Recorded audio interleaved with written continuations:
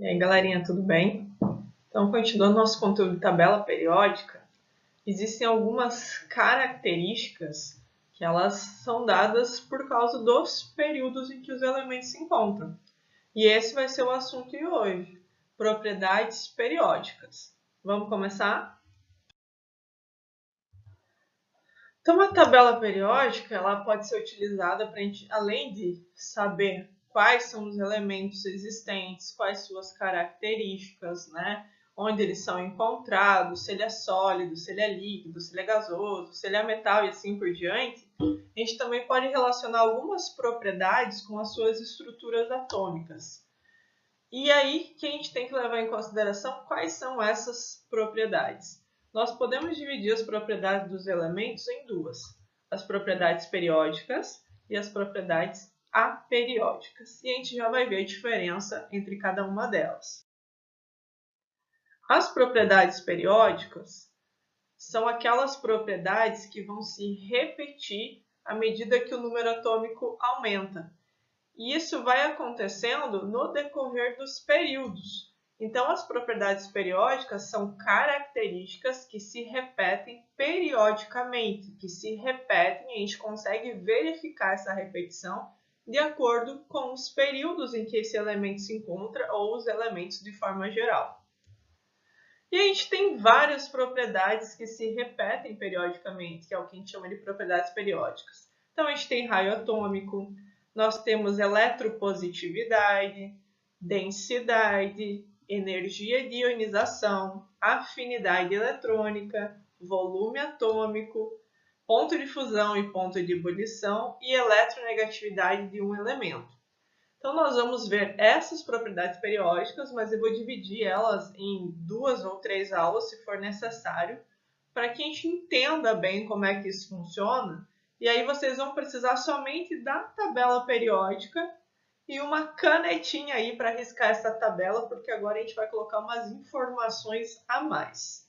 Belezinha? Então vamos assistir a aula de hoje, que eu vou levar em consideração duas propriedades periódicas que a gente tem que estudar junto.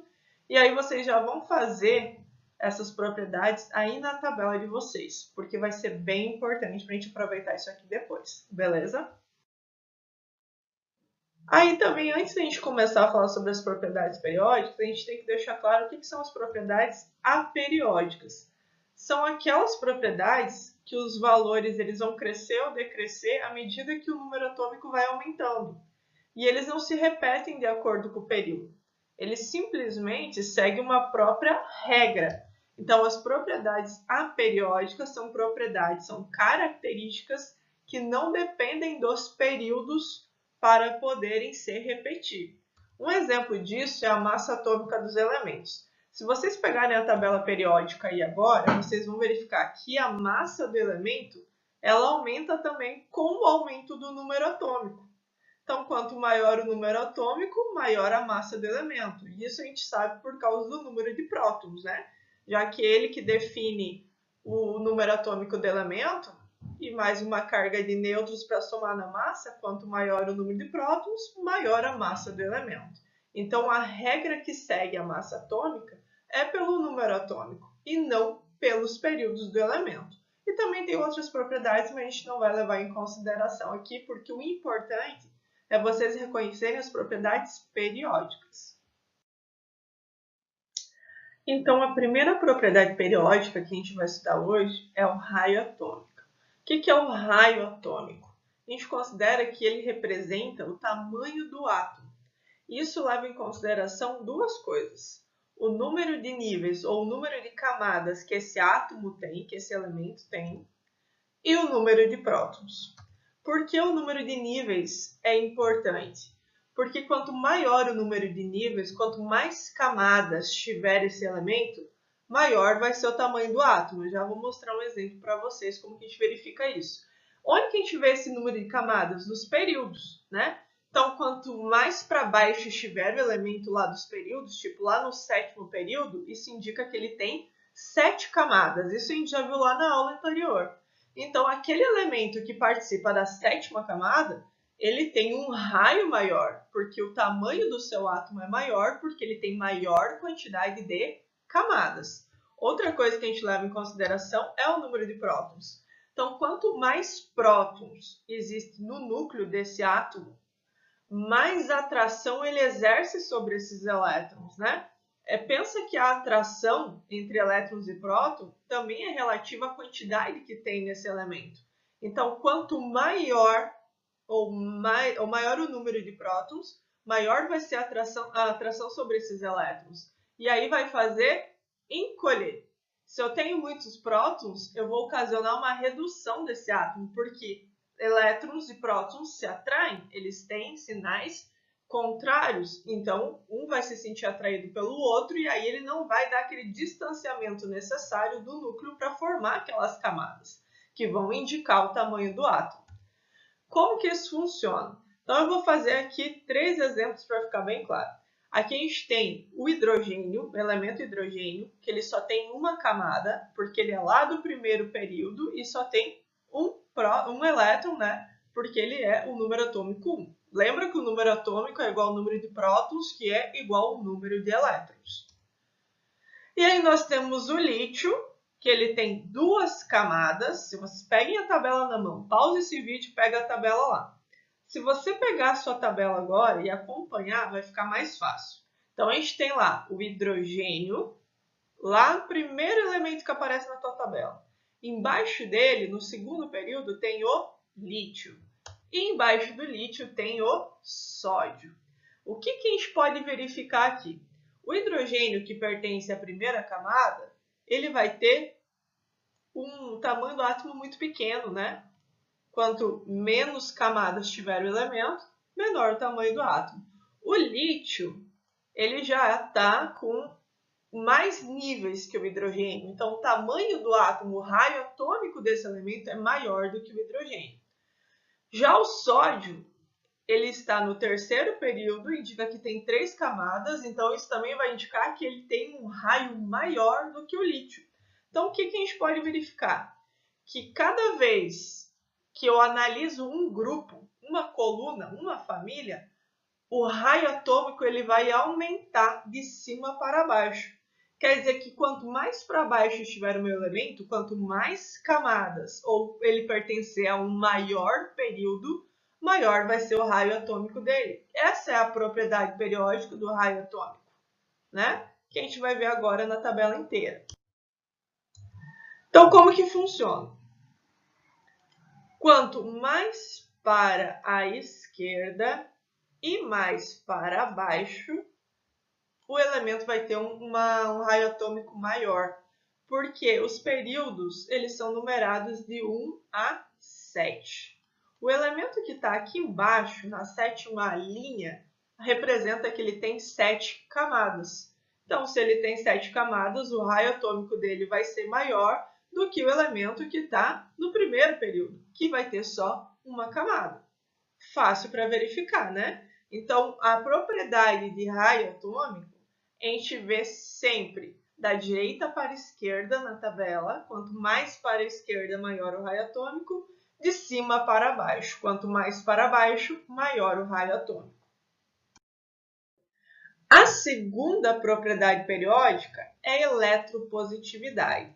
O que é eletropositividade? É a tendência de um átomo a perder elétrons. E existem famílias aí na nossa tabela que têm essa característica, que são aqueles formadores de cátions, que são os metais. Então, a família 1, 2 e 3A e todos os metais de transição, todos os metais, eles têm uma tendência a ceder elétrons, né?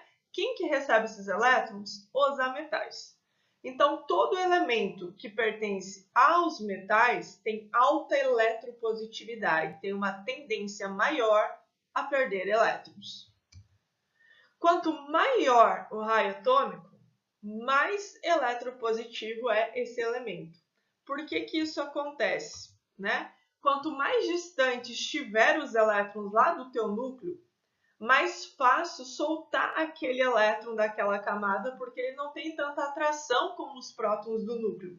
Então, quanto maior for o raio atômico do elemento, é porque ele tem mais camadas. Se ele tem mais camada, aquele elétron da camada de valência, que é a última camada do elemento, não se sente tão atraído pelo núcleo e é fácil retirar ele dali, é fácil perder esse elétron.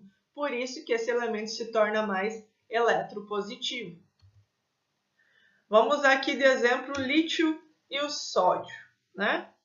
Qual que seria aquele que tem uma tendência maior a perder elétrons? Se a gente for analisar, o lítio ele tem duas camadas, né? Uma, duas, e o sódio tem uma, duas, três. Aqui eu verifico que esse elétron do sódio está mais longe do núcleo, então ele tem uma tendência maior a ser retirado dali, a perder esse elétron, porque ele tem menos atração pelo núcleo, porque ele está mais longe. Essa propriedade periódica ela não serve para análise dos gases. A gente tem que excluir os gases dessa interpretação. Todas as interpretações, todas as propriedades, elas têm que valer para você analisar a tabela inteira. Só que algumas excluem os gases nobres. Como os gases nobres eles têm uma camada completa, né? Os 8 elétrons ou 4 no caso do hélio, eles não têm tendência a fazer ligações, nem a perder, nem a receber. Por isso que eles não participam desse tipo de propriedade. Então, a gente vai trabalhar com todas as famílias da tabela, exceto os gases nobres, quando a gente falar de eletropositividade. Ok? E aí, como ficaria a representação dessas propriedades na nossa tabela periódica? A gente vai chamar isso aqui de EPRA, eletropositividade e raio atômico, porque são duas propriedades que a gente pode trabalhar juntas, né? Eu representaria dessa forma para ficar bem fácil aí na tabela de vocês. Então, aquele elemento que eu for analisar, que tem uma tendência a aumentar o seu raio atômico ou eletropositividade, vai ser sempre de cima para baixo, porque quanto maior o período, maior eletropositividade, maior o raio atômico. E também sempre vai ser da direita para a esquerda.